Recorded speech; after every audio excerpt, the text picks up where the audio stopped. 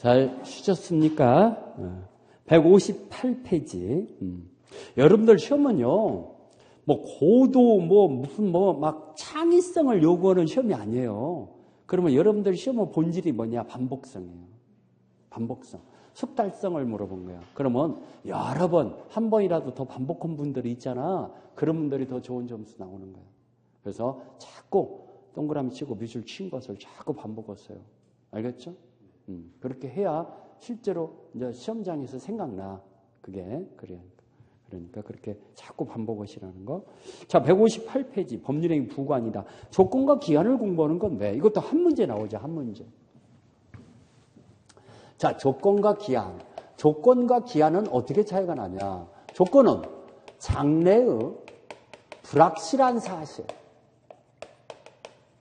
불확실한 사실에 의존하는 법률행위다. 무엇을 의존하냐? 법률 효과의 발생. 법률 효과의 발생 또는 소멸을 장래의 불확실한 사실에 의존하는 거죠. 그래서 효력이 발생할 것인가 소멸할 것인가가 의존하는 거니까 효력 요건이라고 그래요. 이건 성립 요건이다 이러면 틀려요. 효력 요건이에요. 그러면 조건은 반드시 이루어진다고 볼 수 있어요. 이루어지지 않을 수도 있는 거예요.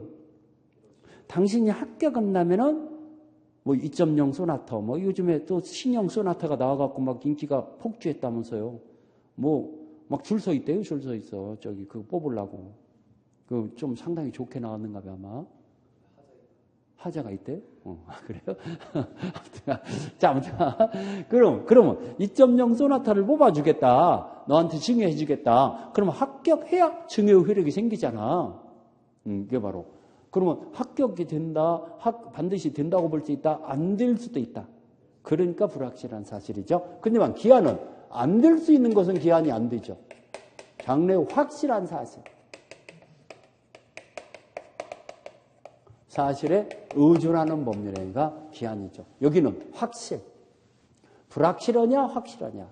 효력의 발생 또는 소멸을. 효력 요건이라는 걸 주의하세요. 달려있는 것이. 그러면 우리가 조건이 정지 조건부와 해제 조건부로 나눠져요. 정지 조건이라는 건 뭐냐면은 조건이 성취되기 전까지는 효력 발생이 정지돼 있어. 말 그대로 조건이 성취돼야 효력이 발생해. 그러면 효력 발생을 조건부에 달려있는 거야. 그러면 그 안에는 정지돼 있죠. 그런데 당신이 합격하면은 지금 자동차를 증여해 주겠다. 합격해야 증여 효력이 생기는 건데 떨어져 버렸네. 불성취가 돼 버렸네. 그러면은 증여 효력이 생겨요, 안 생겨요? 무효죠, 무효. 그러면 해제 조건부는 뭐냐? 지금부터 유효하다가 유효하던 것이 조건이 성취되면은 소멸하는 거예요, 소멸. 효력이 소멸하는 거. 조건부로 소멸 여부가, 여기는 발생 여부가 조건에 달려 있지만 소멸 여부가 조건에 달려 있어. 자, 이거 보세요. 당신에게 매달 100만 원씩 생활비를 주겠다. 취직할 때까지. 그러면 취직이 되면은 생활비 주는 것이 소멸하고 취직이 안 되면 계속 줘야죠. 취직할 때까지 준다고 했으니까. 그렇죠? 그러면 이건 불성취로 됐어. 취직이 안 됐어. 그러면 소멸한다는 얘기예요. 생활비 대주는 효력은 계속 유효하다는 얘기예요. 계속 유효하죠. 오케이? 서로 반대잖아요. 여기는 발생, 여기는 소멸. 이것만 주의하면 되죠. 여기는 조건부로 발생하고 여기는 조건부로 소멸하는 거. 정지 조건부, 해제 조건부. 그렇죠? 자, 우리 책을 볼까요? 조건의 효력 발생 또는 소멸을 장래의 불확실한 사실의 성부 여부에 의존케 하는 법률행위 부관을 말한다. 효력 요건이라는 걸 주의하시라고 그랬어요. 159페이지. 자, 우리 조건도 이거 의사표시니까 외부에 표시해야요. 마음속에서만 있어도 되는 거예요. 표시해야죠. 그래서 거기에 판례 박스를 보니까 외부에 표시되지 않으면은 동기에 불과할 뿐이고 이건 조건이 되는 건 아니다 써 있죠? 마음속에서만 있으면은 동기에 불과할 뿐이다 이겁니다. 동기. 표시되지 않으면. 조건의 종류, 정지조건부는 여기 정지조건부는 조건이 성취됐을 때부터 효력이 발생하는 거. 그러면 정지조건부 입증 책임은 효력 발생을 다투르는 자에게 있다 써있죠. 그 판례 박스. 그러면 조건이 성취됐음을 성취를 주장하는 자가 입증해야 하고 성취되기 이전까지는 효력을 부인하는 자가 입증해야죠. 다투려는 자가 증명해야 한다, 입증해야 한다라는 얘기는. 그렇죠? 자, 그 다음에 우리 해제 조건부는 뭡니까? 조건이 성취되면 그때부터 효력이 소멸하는 거. 이걸 해제 조건부라고 하죠. 뒷장에 넘어가서. 3번에 가장 조건이라는 게 있잖아요. 이거 별표였어요. 제일 밑에 3번. 160페이지 제일 밑에 3번. 이거 굉장히 중요한 거죠. 외관상으로 조건처럼 보이지만은 실질적으로는 조건이 아닌 거. 이걸 가장 조건이라고 그래요. 실제로는 조건이 아니에요. 자, 우리 네 가지 얘기죠. 법정 조건. 법률의 규정상 요구되는 요건이거든요. 법률의 규정상의 요건. 법률의 규정상의 요건으로 이건 조건이 아니에요. 조건 아니다. 우리 아까 우리 부동산 거래 신고에 관한 법률에서 토지거래 허가지역에서 허가를 받아야만이 유효고 허가가 없단다면 무효잖아요. 허가가 없는 동안에는. 그러면 허가라는 것이 반드시 내려지는 거예요. 소관청에서 불허가 처분을 내릴 수도 있는 거예요. 불허가 처분을 내릴 수도 있거든. 그러면 허가라는 것은 반드시 이루어지는 게 아니에요. 불확실한 거야. 그러면 조건처럼 보여. 근데 이건 법률 규정상 필요한 요건이지. 당사자가 그렇게 제약을 해놓은 거예요. 제약을 해놓은 거 아니에요. 당사자가 제약을 해놓은 것을 조건이라고 그래요. 당신이 합격하면 주겠다. 이 자동차를. 그런데 이건 법률 규정상 허가를 받아야 유효화된다. 이렇게 규정을 해놨잖아. 그럼 법률 규정상 이렇게 태클을 걸어놓은 거지. 당사자가 태클을 걸어놓은 게 아니잖아. 조건이 아니야. 당사자가 태클을 걸어놓아야 조건이야. 이해 갑니까? 법정 조건은 조건이다, 조건 아니다. 조건 아니다. 두 번째. 불법 조건. 조건이 반사의 질서. 조건이 반사의 질서의 내용일 때. 그러면 조건만 무효다 이렇게 나와요. 그러면 틀려. 전부 무효라는 거. 조건이 반사의 질서의 내용일 때는 전부 무효예요. 조건만 무효로 한다 그러면 틀려요. 자, 그 다음에 세 번째. 기성조건. 이미 이루어져 있는 거, 이미 완성되어 있는 것을 조건부 법률행위를 할 당시에 이미 완성되어 있는 걸 기성조건이라고 그러죠. 이게 정지조건부가 됐어요. 조건 없는 법률행위죠. 자, 이거 볼까요? 당신이 합격한다면, 공인중개사 자격증을 취득한다면 자동차를 사주겠다 했는데 지난번 시험에서 29위 공인중개사 시험에서 합격해놨어. 그러면 지금부터 자동차 사줘야 안 사줘요? 이미 완성되어 있는 걸 기성조건이라고 그랬어. 지금부터 자동차 사줘야죠?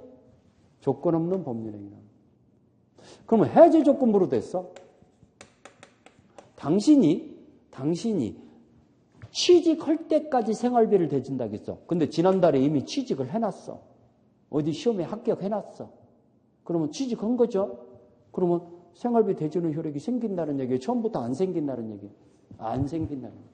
안 생긴다는 얘기예요. 무효란 얘기죠. 이해 갑니까? 이거 암기해야 합니다. 작년에도 또 나왔어요. 또 금년에도 또 나와. 제가 볼 때는 또 나와요. 불능조건. 조건 성취가 불가능한 거. 이게 정지조건부로 됐어요. 자, 이거 보세요. 이거 지금 보세요. 해가 서쪽에서 뜬다면 1억 원 준다. 그러면 해가 서쪽에서 뜨면은 1억 원을 받는 효력이 생기죠. 증여 효력이 생기죠. 근데 해가 서쪽에서 뜰 일이 있어요? 준다는 얘기, 안 준다는 얘기야. 안 준다는 얘기죠. 안 준다는 얘기죠. 근데 해제 조건부로 됐어. 자, 매달 100만 원씩 생활비를 주겠다. 언제까지? 돌부처가 애긴할 때까지. 돌부처가 애긴할 때까지 생활비를 주겠대요. 그러면 이거 계속 준다는 얘기예요? 안 준다는 얘기예요? 엄마 안 준다는 얘기예요? 지금부터 주는데 돌부처가 애긴할 때까지 준대. 정신 똑바로 차려. 알겠죠? 계속 준다는 얘기죠. 조건 없는 법률행위죠. 조건 없는 법률행위다. 계속 준다는 얘기죠. 그래서 이걸 암기하세요. 이렇게 암기하세요. 기성조건이 해제조건부로 되면 무효잖아요. 기해무. 불능조건이 정지조건부로 되면 무효잖아요. 불정무. 기해무, 불정무. 하도 시험 문제 잘 나오니까요. 이거 암기하라고 그래요. 지금 그렇게 잘 나와요. 매년 나와, 매년. 알겠죠? 자, 거기 우리 책에 법정 조건, 법률 규정상 요거는 요건으로서 이것은 조건이 아니라고 그랬어요. 161페이지. 불법 조건. 거기 세 번째 줄에 부척 판례도 부척 관계의 종류를 해제 조건으로 하는 증여계약은 조건만 무효가 아니라 증여계약 자체가 무효로 판시하고 있다 써 있죠? 그게 불법 조건. 그러면 조건만 무효다, 전부 무효다. 제일 위에서 세 번째 줄. 전부 무효란 얘기죠. 그렇죠? 기성조건. 기성조건은 이미 성취되어 있는 것을 뭐라고 한다? 기성조건. 이 네 번째 줄. 기성조건이 정지조건이면 조건 없는 법률행위고 해제조건이면 무효이다 써있죠? 뭐 조문을 봐도 되고. 불능조건. 조건 성취가 불가능한 거. 그럼 불능조건이 두 번째 줄. 4번의 두 번째 줄. 정지조건이면 무효이고 해제조건이면 조건 없는 법률행위다. 그 밑에 핵심 체크해갖고 또 나왔잖아. 이거 암기하라고 또 나왔잖아. 핵심 체크. 잘 나왔죠? 암기하세요. 암기. 자, 조건을 붙일 수 없는 법률행위다. 뒷장에 넘어가서요. 조건을 붙일 수 없는 법률행위에 거기에 조건을 붙이면은 전부 무효가 된다. 거기 3번에 다섯 번째 줄. 전부 무효가 된다. 거기다 동그라미 줄. 3번에 다섯 번째 줄. 조건을 붙일 수 없는 법률행위에 조건을 붙이면은 뭐가 된다? 전부 무효가 된다. 전부 무효가 된다. 거기 동그라미 쳤어요? 조건 없는 법률행위가 된다. 이러면 틀려요. 전부 무효가 된다. 그거 시험 문제 잘 나와요. 자, 그 다음에 단독행위는 원칙적으로 조건을 붙일 수 없죠. 원칙적으로는 붙일 수 없어. 근데 예의 동그라미 1번에 채무 면제 동그라미 치세요. 그 다음에 유증 동그라미 치세요. 상대방은 동의 동그라미 치세요. 3개 동그라미 치세요. 뭐뭐 동그라미 쳐라? 채무 면제, 유증, 상대방 동의. 이러면 조건을 붙일 수 있어요. 조건을 붙일 수 있다는 거. 그 다음에 신분상행위는 조건을 붙일 수 없잖아요. 근데 제일 밑에 줄에 유언 동그라미 쳐야죠. 유언. 이거 조건을 붙일 수 있다 없다? 있다. 유언은 조건을 붙일 수 있다. 어음습행위는 163페이지. 조건을 붙일 수 없어요. 근데 어음부증. 거기 두 번째 줄에 어음부증에다 동그라미 쳐야죠. 어음부증은 조건을 붙이더라도 거래 안전을 해할 염려가 없다라고 판결을 내리죠. 어음을 발행하는 걸 보증을 쓰는 걸 어음보증이라고 그래요. 그래서 여러분들 어음수표는 조건에 붙이지 못하는 게 원칙이잖아요. 붙이지 못하잖아요. 근데 기한은 붙일 수 있죠. 시기부엄, 6개월짜리 어음이라는 얘기 많이 들었죠? 이게 바로 기한이 붙어있는 어음을 얘기하죠. 그래서 기한은 붙이는 것이 허용된다 써있죠? 조건 성취, 불성취 의제도다. 자, 우리 어제 콜롬비아하고 그 축구에서 이겼잖아. 이겼죠? 콜롬비아가 피파 랭킹 19위더라고. 근데 상당히 강팀이잖아요. 강팀을 이겼잖아요. 이겼는데 제가 볼 때는 겨우 이긴 것 같아. 막판에 막 엄청 조현우 안 했으면 한 2골은 더 들어갔을 것 같아. 안 봤어요? 못 봤어? 하이라이트라도 봐야지. 하이라이트 10분. 예, 조현우가 막판에 막았잖아. 그렇죠? 근데 아무튼간 그 따위가 없나. 자, 근데 조건이 꼬링이 들어가면은 이거 안 되잖아. 그러면 불이익을 받는 자가 반칙으로, 그러니까 방해를 했어. 꼬링을 방해했어. 방해. 신의 성실에 방해해서, 방해로 불성취가 됐어. 방해를 해서 불성취가 됐을 때는 성취를 주장하면은 성취로 의지해 주는 거. 이거 성취로 인정해 준다, 안 해준다? 자, 꼬링이 들어가면은 안 되니까 골대 앞에서 찰라고 하는데 발을 찍어버려갖고 못 차게 만들었어. 그러면 고의적인 건 과실이든 상관없어요. 그랬을 때는 불성취가 됐는데도 성취를 주장하면은 성취로 인정해준다 이겁니다. 그래서 우리 축구 같은 경우는 다시 한번 찰 수 있는 페널티킥을 주잖아. 그렇죠? 그 다음에 조건이 성취됨으로 이익을 받는 자가 반칙으로 성취시키는 경우 있어요, 없어요? 반칙으로 성취시켰어. 반칙으로 성취시킨 경우에는 불성취를 주장하면은 불성취로 의제해줘요. 불성취로 인정해줘요. 어제도 그런 거 있었잖아. 자, 꼬링은 하긴 했는데,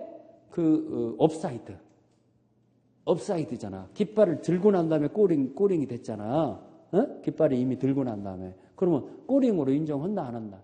안 한다. 그게 바로 반칙으로 꼬링을 시켰으니까 꼬링으로 인정 안 해준다 이겁니다. 알겠죠? 이해갑니까? 너무나 쉬운 얘기죠? 뭐 축구 얘기하니까 더 이해가 잘 되죠? 우리 여성분들도 요즘에는 축구 광이 많던데 우리 두 분은 축구 광 아니에요? 축구가 좀 재밌잖아요. 그렇죠? 재밌어.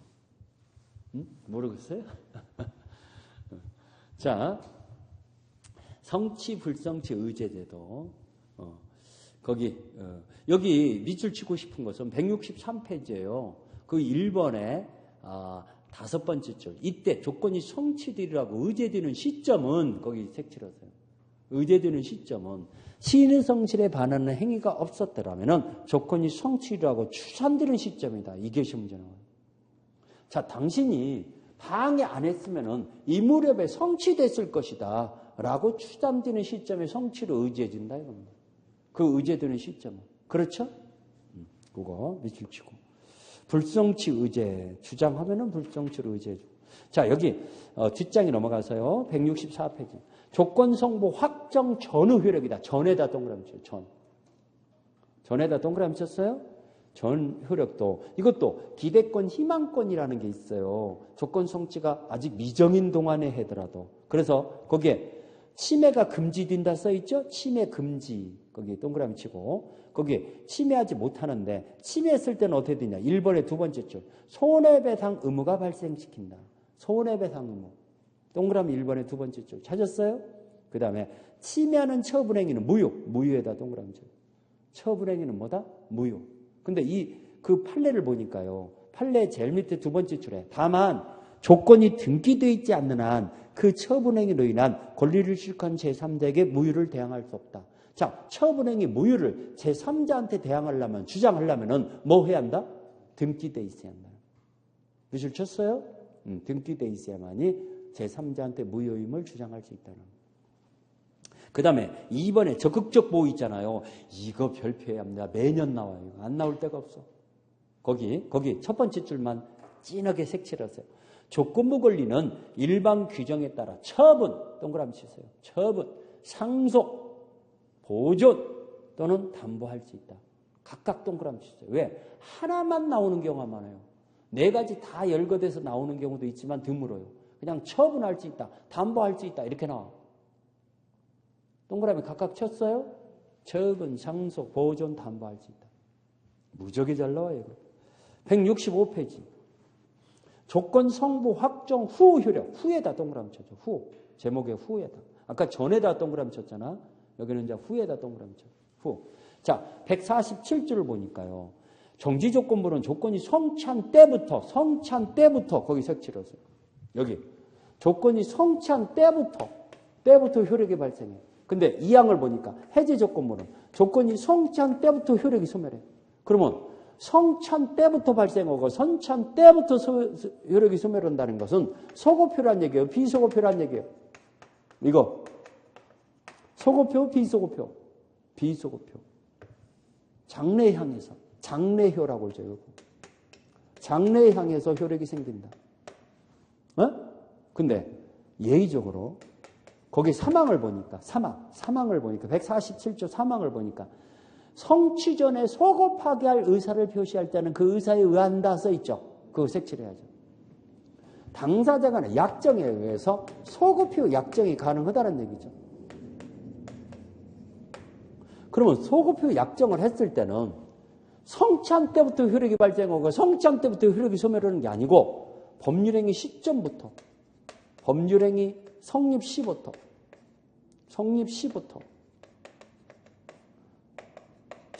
효력이 생기고 그 성립 시부터 효력이 소멸한다는 얘기예요. 여기는 조건 성취한 때부터 효력이 발생하고 성취한 때부터 효력이 소멸한다고 했어.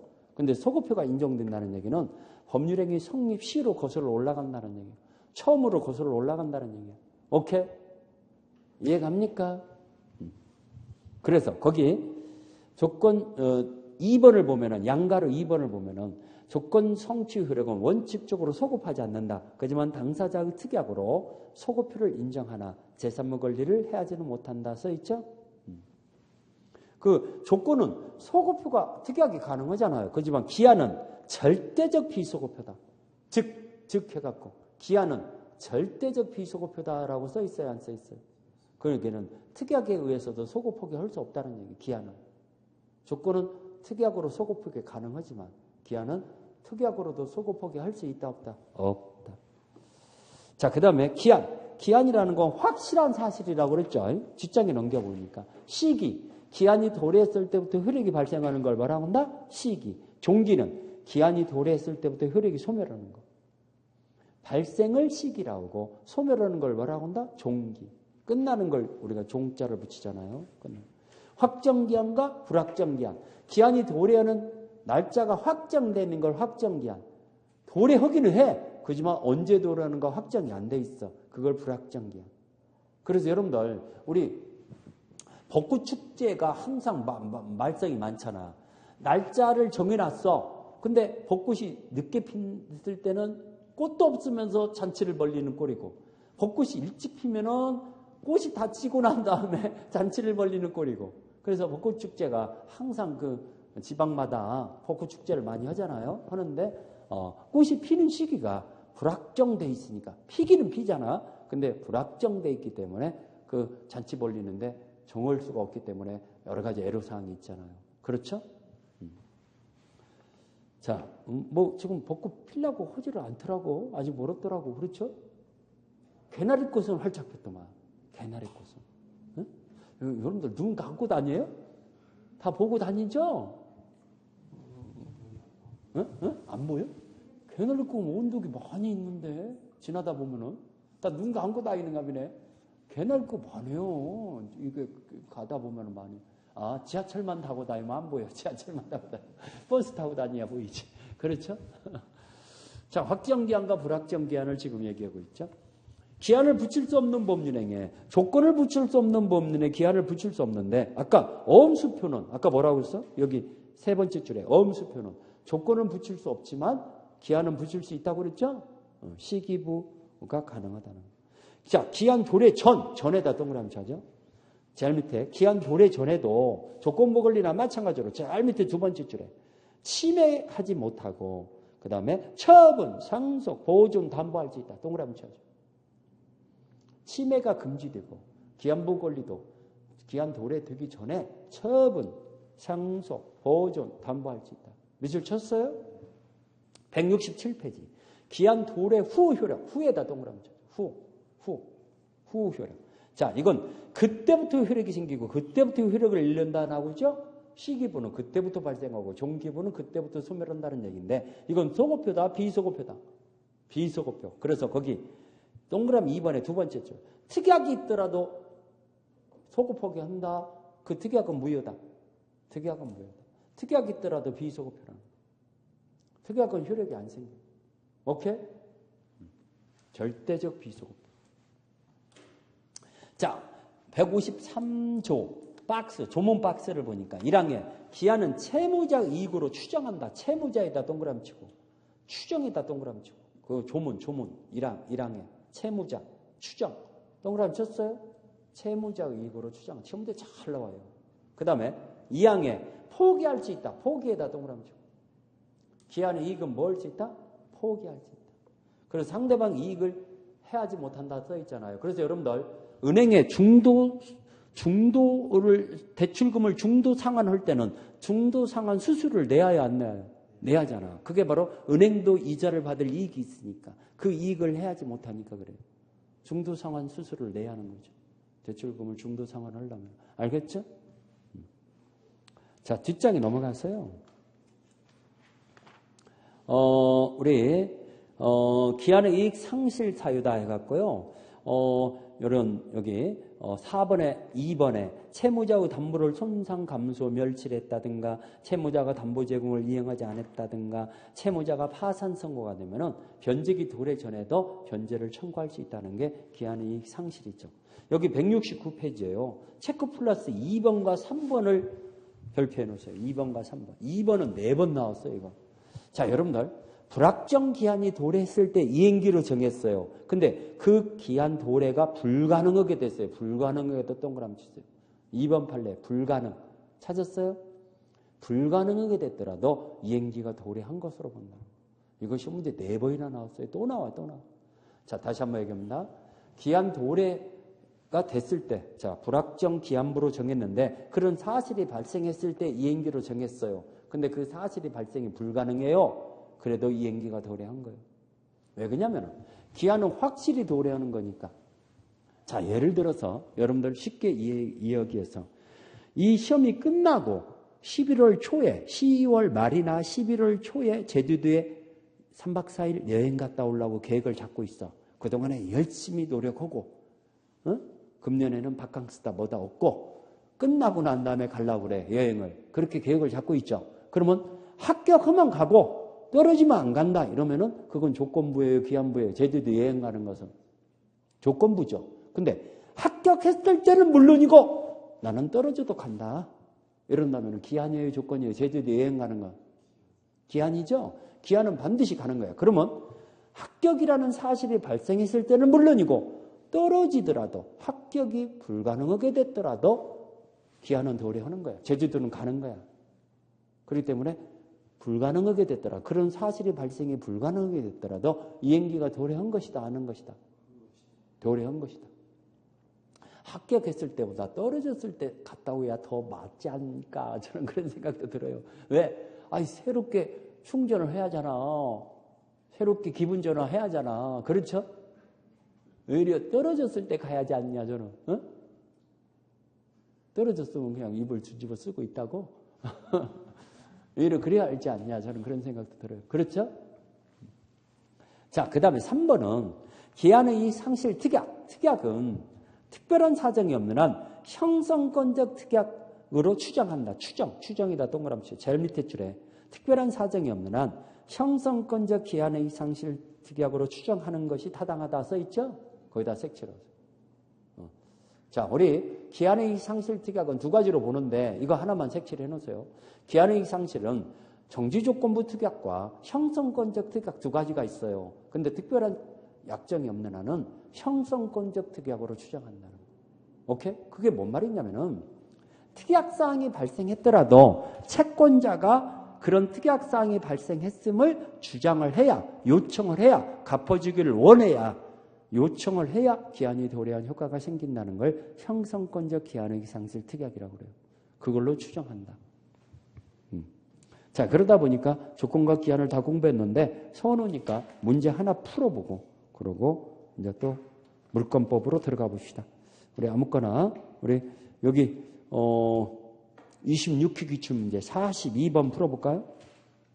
42번 191페이지 42번 찾았어요?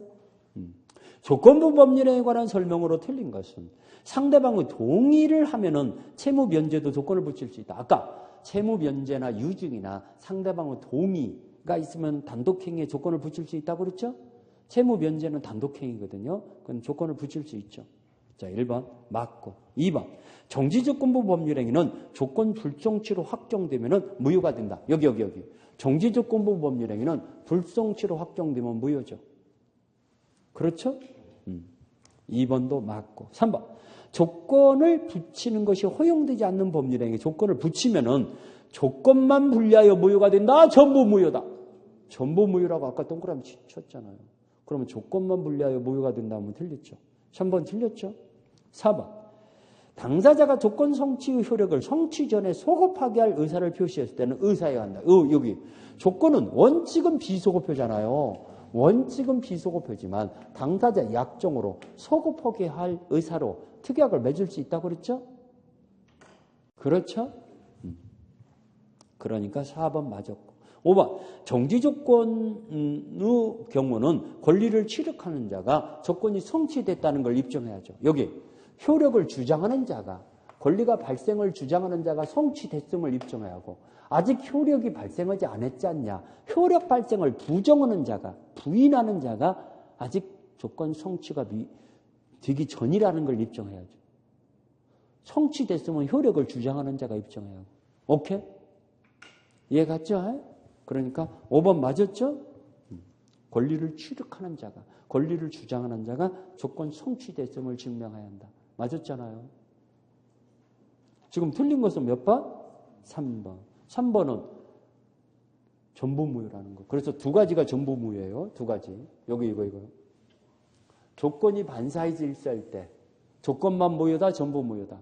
전부무효. 그 다음에 조건을 붙이지 못하는데 조건을 붙이지 못하는 행위에, 다시 한번 얘기하는 거야. 붙이지 못하는 행위에 조건을 붙여버렸어. 조건 붙이면 어떻게 되냐? 이걸 물어본 거죠. 이것도 전부무효. 조건만 무효다, 전부무효다. 여기도 전부무효. 여기도 전부무효. 조건이 반사이즈 일치할 때 조건만 무효로 한다면 틀려. 전부무효. 조건을 붙이지 못하는 행위에 조건을 붙였어. 전부무효. 오케이? 두 가지. 자, 이래서 우리가 한 문제 풀어보고 물권법을 조금 우리 시간이 되는 대로 조금 합시다. 물권법. 우리 이렇게 벌써 두 번째 나가니까 훨씬 수월하죠. 귀가 부드럽죠. 응? 똑같아. 처음이나 똑같아? 훨씬 틀려요. 틀리죠? 귀가 부드럽게 잘 나가잖아. 자, 물권. 물권은 14문제에 15문제까지 나와요. 많이 나오잖아요. 많이 나오죠? 14, 15문제 나와요. 자, 물권이라는 게 뭐냐? 물권은 성질이다 해서 물권은 지배성을 가지고 있죠? 지배성. 그 다음에 절대성. 어느 누구한테도 주장할 수 있는 것이 물권이죠. 절대성. 배타성. 그 다음에 양도성. 물권은 자유롭게 양도할 수 있는 게 본질이죠. 물권은 객체다. 물건에서 생기는 게 원칙인데 거기 잘 밑에 동그라미 1번. 현존 특정한 물건이 한다. 밑줄 쳐놓으세요. 현존성 특정성이 있는 물건이 하죠. 물권의 대상이 되려면 뒷장에 넘어가세요. 동그라미 2번에 독립한 물건이 한다. 독립한 물건. 동그라미 2번. 현존 특정한 물건, 독립한 물건이야만이 물권의 객체가 된다는 거. 그 다음에 예의적으로 권리에서도 물권이 발생하는 경우가 있어요. 준점유권, 두 번째 줄, 권리질권, 그 다음에 세 번째 줄이 중요하죠. 지상권, 전세권을 목적으로 하는 저당권. 세 번째 줄이 더 중요해요. 권리에서도 발생하는 물권이죠. 일물일권주의다. 자, 이거 보세요. 우리 부동산에 대해서 공부하는 거잖아요. 그러면은 독립한 소유권 인정되는 부동산은 뭐가 있는가? 독립한 부동산은 뭐가 있는가? 한 개의 소유권이 있는 부동산. 여러분들 부동산이라 하면은 뭐라고 공부했죠? 토지와 그 정착물을 말한다. 이걸 부동산이라고 합니다. 우리 민법에 있어요. 민법 99조 1항에 나오는. 민법에 있는 것 갖고 다 우려먹고 있구나.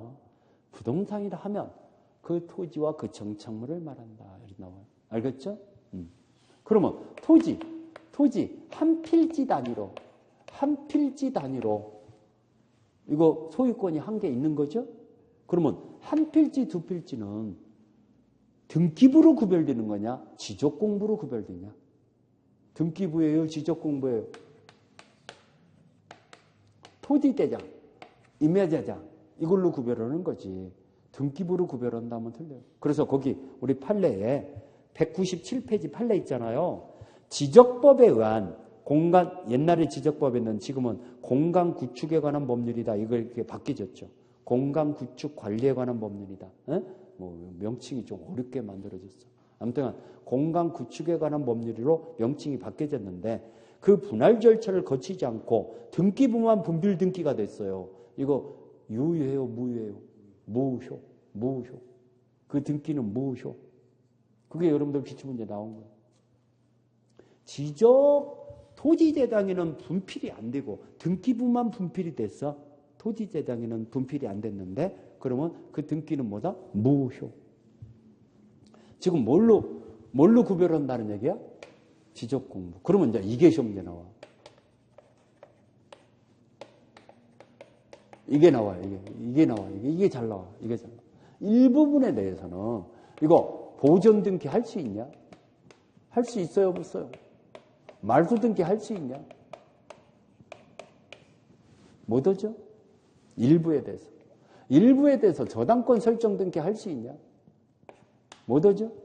일부에 대해서. 이것도 여러 번 나왔죠. 용익물권 설정할 수 있냐? 분필 절차 없이도 설정할 수 있죠? 그래서 그 판례박스 제일 위에 판례박스 197페이지 판례박스 그 바로 위에 판례박스 바로 위에 용익물권은 분할 절차를 밟지 않더라도 일필의 토지 일부 위에 설정할 수 있다. 일부에다 동그라미 쳐. 용익물권은 일부에도 설정할 수 있다 없다. 지금 판례박스 바로 위에. 아니요, 여기 지금 197페이지 지적공부 판례 제일 밑에 판례박스 바로 위에. 제일 밑에 판례박스 바로 위에. 그렇죠. 용익물권은 분필 절차가 없더라도 일부에 대해서 설정할 수 있다는 거. 자, 그 다음에 점유취득시효. 점유취득시효는 일부에 대해서도 인정하죠. 그렇지만 등기부 취득시효는 이거 인정해요, 안 해요? 등기부 취득시효. 등기가 돼 있어야 하거든. 그럼 등기는 일부분에 대해서는 안 되잖아. 그러니까 등기부 취득시효는 인정. 이거 별것도 아닌데 잘 나와요. 이거 좀 잘 기억하세요. 오늘 기출문제 잘 나와요. 오케이?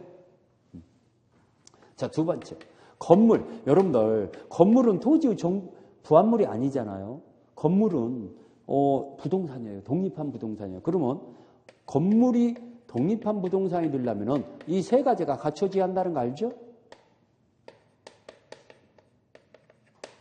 기둥, 지붕, 주벽. 이 세 가지가 갖춰지면 사회통념상 독립한 건물로 인정하죠. 그렇죠? 미등기, 무허가, 건축 허가를 못 받았어. 이 불법으로 건축했어. 이런 것들은 불법 건축. 이런 것들은 따진다, 따지지 않는다. 불문한다. 불문.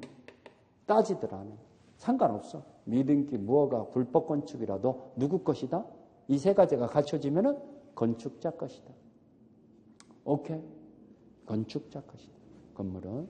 세 번째. 수목 내지는 수목집단. 이거 토지의 부합물인 것이 원칙이죠. 원칙은 토지의 부합물이에요. 토지의 부합물이란 얘기는 독립한 소유권이 인정된다. 토지 소유권 속에 들어가 있다. 토지 소유권 속에 포함되어 있다는 얘기예요. 부합물이라는 말. 따로 독립한 부동산이 아니란 얘기예요. 그렇지만 예의적으로 임목 등기를 해놓는 경우 있어요, 없어요? 수목집단에서는. 또 임목 등기가 아닌 관습법상은 명인 방법을 갖춰놓는 경우 있죠? 그러면 이건 독립한 부동산으로 인정하죠. 임목 등기나 명인 방법을 갖춰놓으면 토지와는 별개의 독립한 부동산으로 인정한다. 그 다음에 네 번째. 미분리 과실. 사과나무에 열려있는 사과. 이것도 장사꾼들이 밭대기로 사는 경우 있어요, 없어요? 그러면 명인 방법을 갖춰놓으면 이것도 독립한 부동산으로 인정하죠. 다섯 번째, 농작물. 이 농작물이 시험 문제 잘 나와요. 농작물은 언제나 경작자 소유죠. 불법으로 농작을 했더라도, 그러니까 무단으로 농작을 했더라도 언제나 누구 것이다? 재배자 것이죠. 그러면 이거 명인 방법 갖춰야 해요? 갖출 필요 없어요. 갖출 필요 없죠. 관습법상은 공시방법. 갖출 필요 없죠. 그렇지만 우리 미수확된 농작물을 미수확한 농작물을 매매하는 경우 있어요, 없어요? 미수확 농작물의 매매. 미수확물의 매매. 그 매수인은 명인방법이 필요해요, 필요 없어요? 필요하죠. 명인방법을 갖추어 소유권 취득한다라고 판결을 내리죠. 매수인은 경작자냐 매수인이냐에 따라 틀려지죠. 그러면 독립한 부동산으로 인정되는 것은 이것밖에 없어요. 더 이상 없어. 그렇지 않죠? 이것밖에 없어. 자, 우리 볼까요? 토지 금방 얘기했고 198페이지로 넘어가서 건물은 별개의 부동산이라고 그랬어요. 그러면 건물이라 하면은 저 세 가지를 갖춰줘야 한다고 그랬죠. 그 다음에 수목은 원칙은 토지의 부합물인데 임목 등기나 명인방법을 갖추면은 여기 등기된 임목 기억번에 나오죠. 니은번 명인방법을 갖춘 수목. 이 등기된 임목에서는 저당권 설정할 수 있어요, 없어요? 두 번째 줄에 저당권은 객체가 된다 써 있죠. 임목 등기가 되면은 수목만 저당권 설정할 수 있죠. 기억번의 두 번째 줄. 니은번 명인방법을 갖춘 수목이다. 이것은 이제 관습법상에 인정되는 공시방법을 명인방법이라고 그러죠. 그러면 여기 B번에 잘 밑에 세 번째 줄에 이러한 명인방법이 유효하려면은 그 객체는 특정되어야 한다는 말 찾았어요? 거기다 붙여놨어요. 명인방법이 유효하려면은 특정되지 않으면은 명인방법으로 기능을 못해요. 유효성이 없어요. 특정돼야 합니다. 자, 그 다음에 우리 여기 199번 C번을 보니까 199페이지 C번을 보니까 명인방법에 의해서는 저당권 설정할 수 없다. 그 밑줄 쳐야죠. C번의 두 번째 줄. 저당권 설정할 수 있어요, 없어요? 없죠. 농작물 여기 나오죠. 농작물은 경작자에게 귀속한다. 여기 네 번째 줄. 명인방법을 갖출 필요도 없다. 그러지만 다만 경작자로부터 농작물을 매수한 자 동그라미 쳐야죠. 명인방법을 갖춤으로써 소유권을 취득한다 써있죠. 경작자는 명인방법이 필요 없어. 그렇지만 누구는 명인방법을 갖춰야 한다? 매수인은. 자, 이런 식으로 우리가 살펴봐. 물권의 종류다. 200페이지. 185조를 보니까 물권은 법률 또는 관습법에 의하는 이외에는 임으로 창설하지 못한다. 그럼 거꾸로 얘기하면 법률이나 관습법에 의해서는 창설이 된다는 얘기네. 그렇죠? 그러면 임으로 창설하지 못한다는 얘기가 뭔 말이에요? 당사자의 약정이 허용이 안 된다는 얘기죠. 강행규정성을 얘기하는 거죠. 당사자 약정이 허용 안 된다는 얘기니까 이게 무슨 규정? 강행규정. 자, 그 다음에 우리 여기 물권법정지의 내용이다 해갖고 쭉 나오는데 여기 임으로 창설하지 못한다. 거기 첫 번째 줄 강행규정으로 이를 위반하는 약정은 무효이다. 무효이다 써있죠? 201페이지 판례박스를 보면은 소유권의 사용수익권 등을 대세적 영구적으로 포기하는 거. 거기 포기 동그라미 주세요. 소유권의 사용수익권을 영구적으로 대세적이라는 얘기는 뭔 말이냐면은 어느 누구한테도 또 영구적으로 포기하는 것은 그 소유하나 마나죠. 그런 것은 그러면 이 포기 약정은 무효죠. 이 약정은 효력이 있다 없다? 없다. 거기 소극이라는 옆에다가 무효 이렇게 써놓은 그 약정은 효력이 안 생겨요. 무효예요. 무효. 물권법정지 위반되기 때문에 무효입니다. 자, 물권의 종류다. 우리 민법상 물권은 총 8가지죠. 그 8가지가 거기 도표로 정리해놨잖아요. 점유권과 본권으로 나눠지는데 본권은 소유권과 제한물권, 제한물권은 용익물권, 담보물권. 용익물권은 뭐죠? 지상권, 지역권, 전세권. 담보물권은 유치권, 질권, 저당권. 그러면 담보물권 3가지, 용익물권 3가지 해서 6가지가 제한물권인데 거기다가 소유권과 점유권을 플러스 하니까 총 몇 가지예요? 8가지. 거기서 부동산에서 생기는 물권은 몇 가지예요? 그 8가지 중에서 7가지죠. 7가지. 그럼 뭐가 하나가 빠졌죠? 질권. 부동산 질권은 없죠. 그래서 여러분들 질권은 공부 대상이 아니에요. 여러분들은 부동산에 대한 민법만 공부하는 거니까 질권은 부동산과 관계없어요. 동산질권과 권리질권만 있어요. 질권이 뭔지 알죠? 여러분들 목걸이를 전당포 주인한테 맡기면서 300만 원짜리 목걸이를 맡기면서 돈 100만 원 차용할 수도 있어요, 없어요? 그러면 그 동산이라는 목걸이를, 금목걸이를 전당포 주인 채권자한테 담보로 제공하면서 돈을 1,000만 원 빌리는 거거든? 그러면 그걸 질권 설정이라고 그래요. 여러분들을 그 목걸이 주인을 설정자라고 전당포 주인은 100만 원 빌려주는 채권자잖아. 그 채권자가 질권자죠. 담보권자죠. 여러분들을 설정자라고. 오케이? 부동산 질권은 없어요. 그러면 동산에서 생기는 물건은 몇 가지냐? 4가지죠. 그럼 선생님 8가지라 했는데 11가지나 되네요. 3가지가 중복되고 있죠. 점유권, 소유권, 유치권. 이 3가지는 부동산, 동산 다 생기죠. 특히 유치권이 부동산, 동산 다 생긴다는 걸 주의하세요. 유치권. 점유권, 소유권, 유치권은 부동산, 동산 다 생겨요. 오케이? 자, 뒷장에 넘어가서 202페이지. 관습에 의해서 인정되는 물건이다. 관습법상에 인정되는 물건 3가지가 있죠. 제일 위에 줄에 분묘기지권, 관습법상의 법정지향권, 동산의 양도담보권. 이 3가지가 관습법상 물건인데요. 시험 문제는요. 그 밑에 판례가 나와요. 관습법상 물건으로 부정하는 거. 부정이다 동그라미 치죠. 부정이라는 말은 인정한다, 인정하지 않는다. 이건 독립한 물건으로 인정 않는다는 얘기예요. 그러면 첫 번째, 미등기 무허가 건물의 양수인. 거기다만 색칠했어요. 미등기 무허가 건물의 양수인이라는 말. 색칠했어요? 관습법상 물건을 인정 안 해요. 그 다음에 온천에 관한 권리. 거기다 색칠했어요. 온천에 관한 권리. 이것도 관습법상 물건으로 인정 안 해요. 그 다음에 3번에 사도통행권. 거기다 색칠했어요. 사도통행권. 그 다음에 4번에 공원이용권. 자, 이 4가지가 다 나왔어요. 여러분들 시험 문제. 다 나왔어요. 이 4가지가 관습법상 물건으로 인정한다? 안 한다? 안 한다. 독립한 물건으로 인정 안 해. 오케이? 아는 쪽으로 잘 나와. 판례가 있기 때문에. 4가지 알아놓으시라는. 그 다음에 물권의 효력이다. 물권의 효력은 우선적 효력과 물권적 청구권을 얘기하는 건데, 자, 물권 상호 간의 우선적 효력은 여기 1번의 2번째 줄. 먼저 성립한 물건이 후에 성립한 물건에 우선한다라는 말 찾았어요? 제일 위에 1번의 2번째 줄. 제일 위에.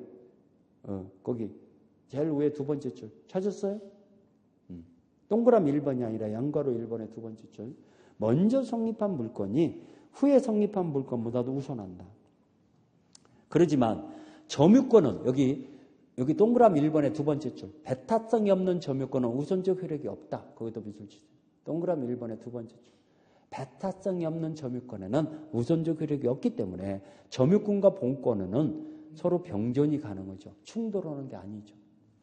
그 다음에 2번, 동그라미 2번에 제한물권 선후와의 관계지 소유권 간에는 소유권과 제한물권 간에는 제한물권이 언제나 우선하죠.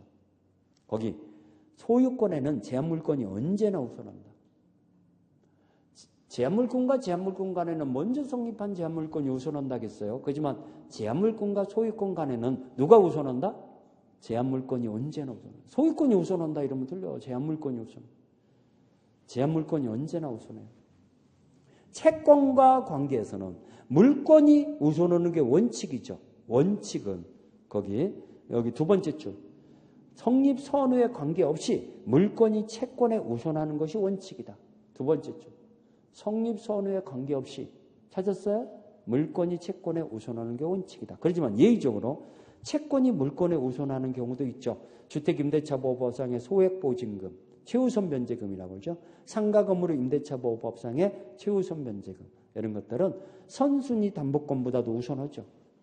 채권이 후순위 물권에 우선한 가등기된 채권 또는 등기되어 있는 대항력 있는 임차권, 등기된 임차권 이런 것들은 그 후에 생긴 물건보다는 우선하죠.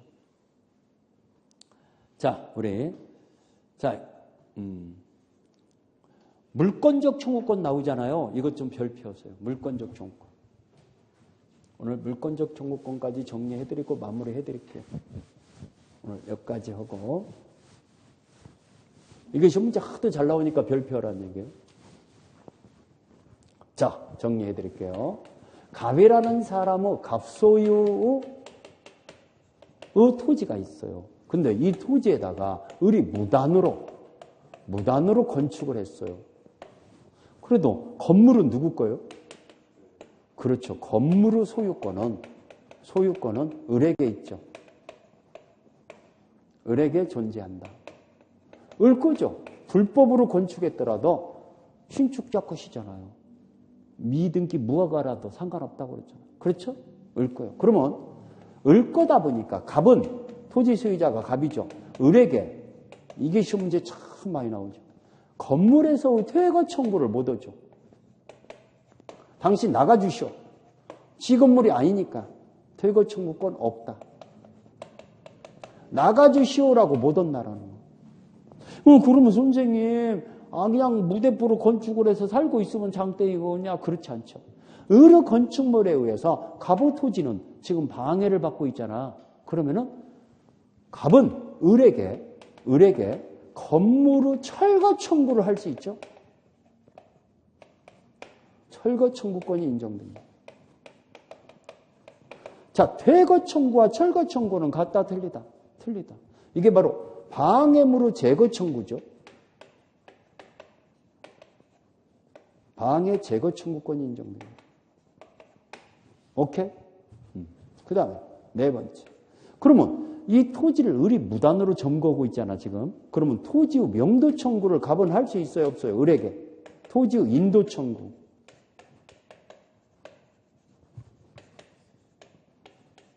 있죠? 인도 청구권이 바로 반환 청구권이죠. 소유물 반환 청구권. 자, 그러면 이런 권리를 지금 3번과 4번의 권리를 갑이 행사할 수 있잖아요. 건물의 철거 청구나 또 반환 청구를 할 수 있다고 그랬잖아요. 3번과 4번을. 그러면 갑은 무슨 권리자이기 때문에 이런 걸 할 수 있냐? 물권자이기 때문에. 이자가 청구권자인데 청구권자는 반드시 현재 물권자여야죠. 현재 권리자여야죠. 현재 물권자가 아니고는 청구권자가 될 수 없죠. 그러면 물권에게서 나오는 청구권이다 해서 이걸 물권적 청구권이라고 그래요. 그럼 시험 문제가 잘 나오는 것이 뭐냐면은 갑이 이 토지를 병에게 팔았다 이렇게 나오죠. 그러면 병만이 물권적 청구권을 행사할 수 있지. 팔고 난 다음에 소유권이 상실됐잖아. 더 이상 갑은 물권적 청구권을 행사할 수 없다는 거예요. 그렇죠? 소유권이 지금 청구권자는 누구다? 누구만이 청구권자다? 현재 권리를 가지고 있는 물권자만이. 그럼 병한테 팔아먹었으면은 갑은 물권자가 아니잖아. 이런 권리를 행사할 수 없죠. 오케이?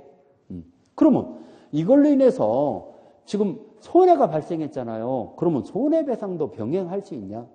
불법행위에 의한 손해배상 청구권을 같이 행사할 수 있죠. 건물의 철거 청구나 토지 인도 청구와 손해배상 청구권을 같이 행사할 수 있어요. 함께 병행할 수 있다. 그러면 불법행위가 성립되려면은 고의과실이 있어야죠. 잘못이 있어야죠. 그렇지만 이런 물권적 청구권을 행사하는 나는 침해자의 고의과실이 필요 없거든요.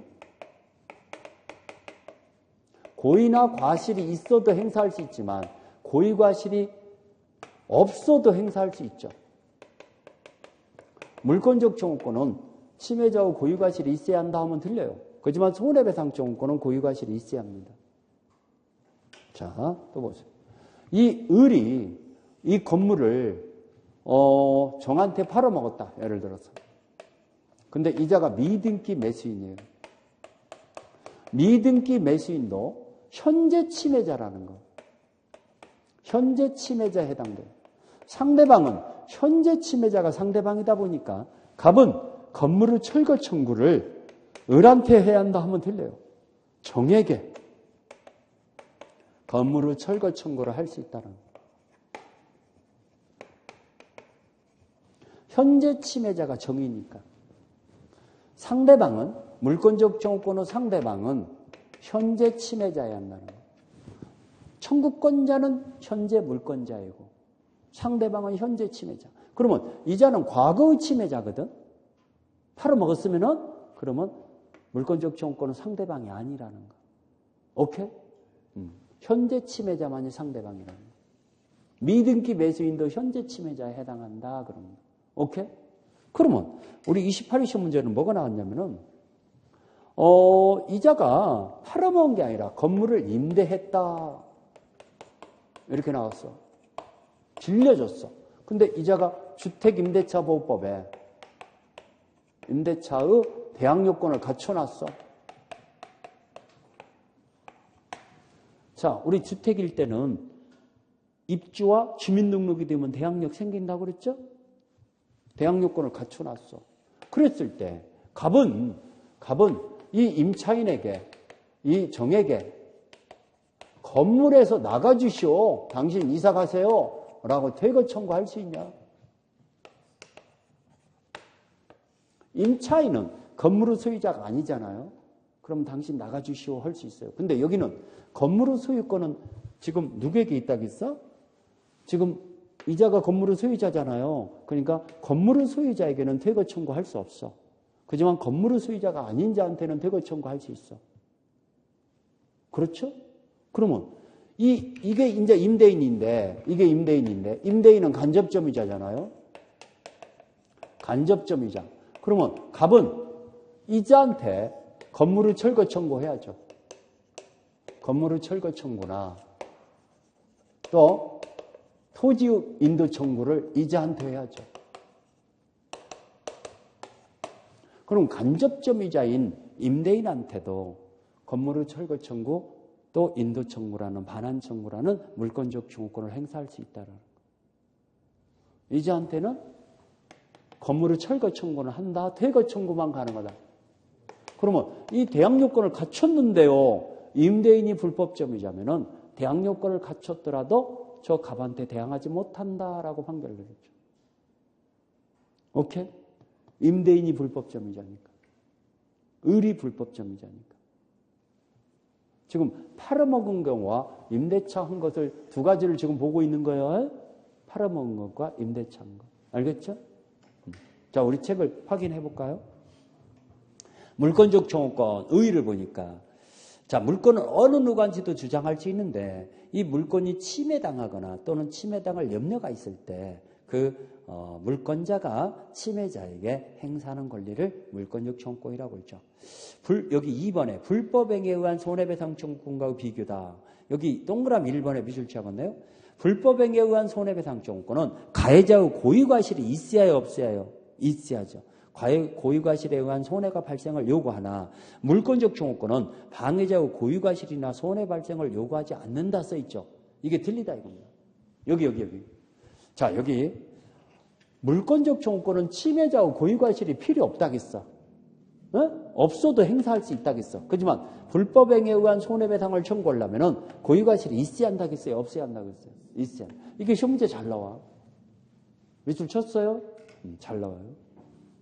그 다음에 그래서 잘 밑에 줄에 물권적 청구권과 손해배상 청구권은 서로 배척한다, 병존할 수 있다. 병존, 잘 밑에 줄에 병존이란 말 동그라미 쳐놓았어요. 병존, 이거. 병행이 된다, 안 된다. 물권적 청구권과 손해배상 청구권은 함께 행사할 수 있다는 거예요. 병행. 오케이? 그래서 205페이지 체크 플러스를 보니까 거기 물권적 청구권은 침해 또는 침해 가능성이 있고 손해배상 청구권은 불법행위에 의해서 생기는 건데 요건을 보니까 물권적 청구권은 고의과실이 손해 발생 요건이 아니지만 손해배상 청구권은 고의과실과 손해 발생의 요건으로 하함이라고 써 있잖아요. 그렇죠?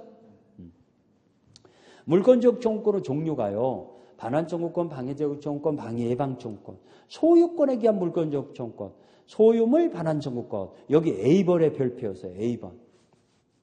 A, B 있잖아요. A번이 중요해요. 이거 시험 문제 한 6번 나왔어요. 자, A번 봅시다.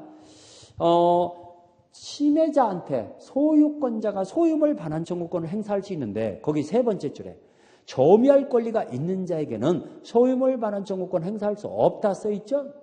세 번째 줄에 거기에 점유할 권리가 있는 자가 누구냐? 예를 들어 미등기 매수인 동그라미 치세요.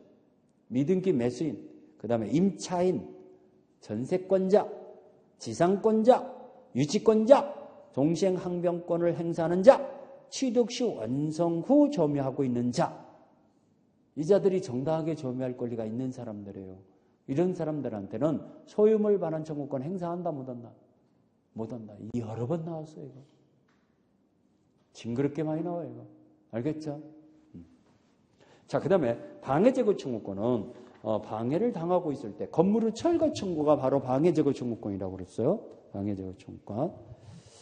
자, 이런 거. 거기 그래서 위에서 다섯 번째 줄에 건물의 철거를 청구하는 것은 방해제거 청구권이고 토지의 인도를 청구하는 것은 반환 청구권의 행사이다 써 있잖아요. 여기 건물의 철거 청구권은 방해제거 청구권이고 토지의 인도를 청구하는 것보다 반환 청구권이다. 오케이? 그 다음에 소유물 방해 예방 청구권. 두 번째 줄에 빛을 지었네. 이 예방 또는 동그라미 주세요. 손해배상의 담보를 청구하는 권리다. 또는이란 얘기는 뭐예요? 둘 중에 하나만 선택해야 한다는 거예요. 함께 행사한다 이러면 틀려요. 또는이란 얘기는 뭐다? 선택. 자, 우리 체크 플러스를 보니까요. 거기 1번에 동그라미 2번. 반환 청구권은 상대방이 되는 자는 점유자는 간접 점유자도 포함된다 써 있죠? 여기. 반환 청구권은 상대방, 방해제거 청구권은 상대방은 간접 점유자도 상대방이 된다 안 된다? 된다. 간접 점유자도 포함된다. 그다음에 2번에 방해제거 청구 상대방은 권한 없이 타인의 토지에 무단으로 건물을 건축한 경우 현재 침해자가 상대방이 된다는 얘기죠. 그렇죠? 그러면 여기 동그라미 2번을 보니까요. 건물을 임차한 자에게 건물의 철거를 구할 수는 없다. 여기 임차인에게 건물의 철거 청구한다. 퇴거 청구만 가능하다. 퇴거 청구만. 그래서 동그라미 3번을 보니까 건물을 매수하여 점유하고 있는 자는 등기부상에 아직 소유자로 등기 명의가 없다 하더라도 그 이자한테 이게 미등기 매수인이죠. 미등기 매수인한테도 건물 철거 청구할 수 있다고 했어요? 없다고 그랬어요? 미등기 매수인에게도 있다고 그랬죠? 그게 동그라미 3번이죠. 그 건물의 점유자에게 철거를 구할 수 있다. 동그라미 3번의 네 번째 줄. 철거를 구할 수 있다 써있죠? 동그라미 4번. 여기 건물의 건축자에게 무단으로 건축한 자라도 이자한테 건물을 철거를 구할 수는 있지나 퇴거 청구는 할 수 없다. 여기. 무단으로 건축을 했더라도 여기 무단으로 건축한 자에게 퇴거 청구는 할 수 없어. 근데 무엇은 할 수 있다? 철거 청구는 할 수 있다. 색칠해 있죠? 그거. 207페이지. 다른 물건에 기한 물권적 청구권이다 해갖고요. 여기 기억번에 두 번째 줄에 빛을 치세요. 색칠하세요. 두 번째 줄. 207페이지. 기억번에 두 번째 줄. 기억번에 두 번째 줄 찾았어요? 지역권과 저당권은 처음부터 잘 나와요. 이거 동그라미 치세요. 지역권과 저당권은 물권적 반환 청구권이 인정되지 않고 뭐만 있다? 방해제거 청구권과 예방 청구권만 있다. 반환 청구권이 없다라는 거. 그게 잘 나와요. 반환 청구권이 없다. 왜 그러냐면은 8가지 물권 중에서 안 가지고 있는 물권은 지역권과 저당권이에요. 점유를 수반하지 않고 있기 때문에 반환 청구권은 없어요. 반환 청구권. 그 다음에 니은번의 세 번째 줄. 유치권 자체에 기한 물권적 청구권을 행사할 수 없다. 이것도 잘 나와요. 유치권은 점유를 상실하면 유치권 소멸해요. 그러면 유치물 반환 청구권이라는 건 없어요. 그 다음에 디귿번을 보면은 대항력 있는 임차권이에요. 임차권은 대항력이 있다 하더라도 채권이지 물권이 아니거든. 그렇지만 대항력 있는 임차권일 때는 두 번째 줄에 임차권 자체에 기한 방해배제 청구권이 인정된다는 거. 두 번째 줄에 밑줄 쳐야죠. 임차권 자체에 기한 방해배제 청구권이 인정된다. 밑줄 쳤어요? 그 다음에 207페이지 제일 밑에 줄에 이 물권적 청구권은 물권의 이전 소멸되면은 물권적 청구권도 따라서 함께 이전하고 소멸한다. 운명을 같이 한다. 물권과 물권적 청구권은 운명을 같이 한다. 제일 밑에 줄에. 뒷장이 넘어가서. 자, 우리 동그라미 3번을 보면은 소유권에 기한 물권적 청구권은 소멸시에 걸린다, 걸리지 않는다? 걸리지 않는다. 걸리지 않는다. 그래서 거기 판례 박스를 보면은 판례 박스의 두 번째 줄에 합의 해제라고 나왔죠? 밑에서 두 번째 줄.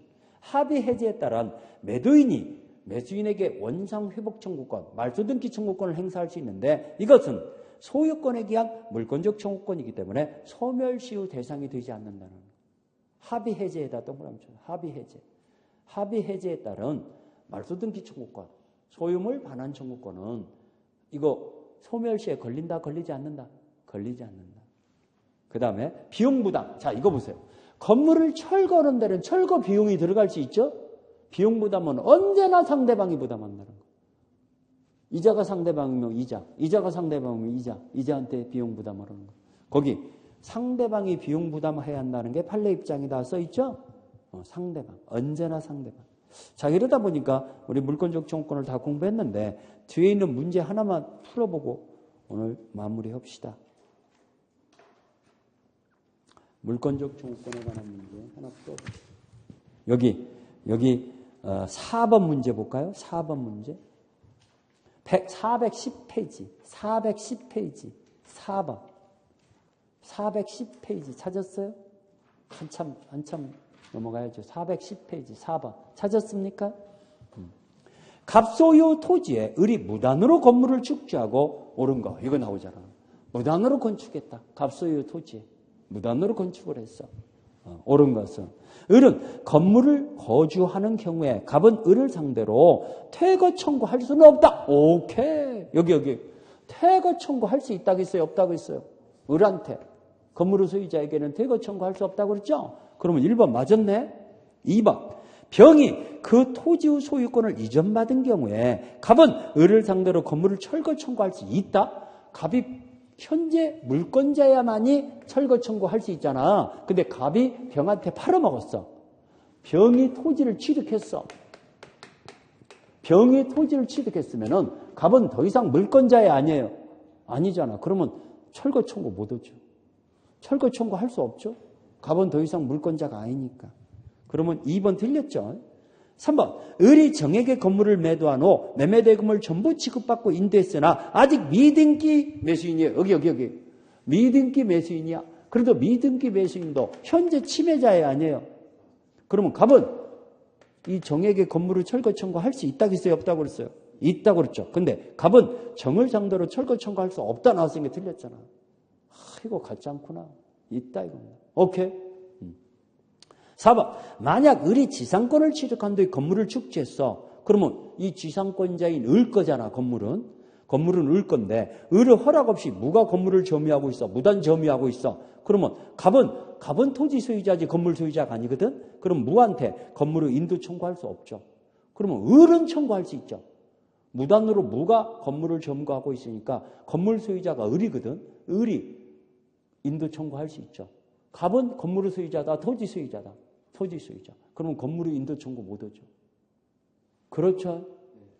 근데 할 수 있다 나왔으니까 틀렸고. 5번. 만약 을이 갑으로부터 토지를 임차한 후 임차권 등기 없이 건물을 축조하였고 병이 토지 소유권을 취득했다면은 자, 미등기 건물의 소유자, 대항력 없는 임차권이에요. 그러면 이 을은 병에게 임차권을 주장한다, 주장할 수 없다? 주장할 수 없죠. 대항력이 없으니까. 임차권 등기도 없고 건물도 미등기야. 그러면은 건물 소유자 을은 병에게 이 토지를 소유권 취득한 병한테는 임차권 주장 못 한다는 거예요. 대항력이 없으니까. 주장할 수 있다 나왔으니까 틀렸죠. 그럼 맞은 걸 고르라 했으니까 1번만 맞았죠? 다시 한번 얘기합니다. 무단으로 건축을 했더라도 토지 소유자는 건물의 소유자에게 건물에서 퇴거 청구한다? 퇴거 청구할 수 없다? 할 수 없다. 건물의 소유자에게. 무엇은 할 수 있다? 철거 청구 또는 토지 인도 청구는 할 수 있죠. 그렇지만 퇴거 청구는 못한다. 그렇지만 건물의 임차인한테는 퇴거 청구할 수 있어요? 없어요? 임차인한테는 있죠. 건물은 수혜자한테는 못 오지만 임차인한테는 할 수 있다고 했어요. 오케이? 자, 오늘 공부는요, 여기까지. 자, 많이 했죠? 많이 했고, 이제 물권 변동부터 해서 다음 주에는 이제 점유권, 그래서 쭉 나갈 겁니다. 알겠죠? 꾸준히 잘 따라오야 합니다. 밑줄 친 거 중요해요. 다 읽지 못하더라도 밑줄 친 거라도 확인하세요. 알겠죠? 자, 우리 장시간에 대단히 수고 많으셨습니다.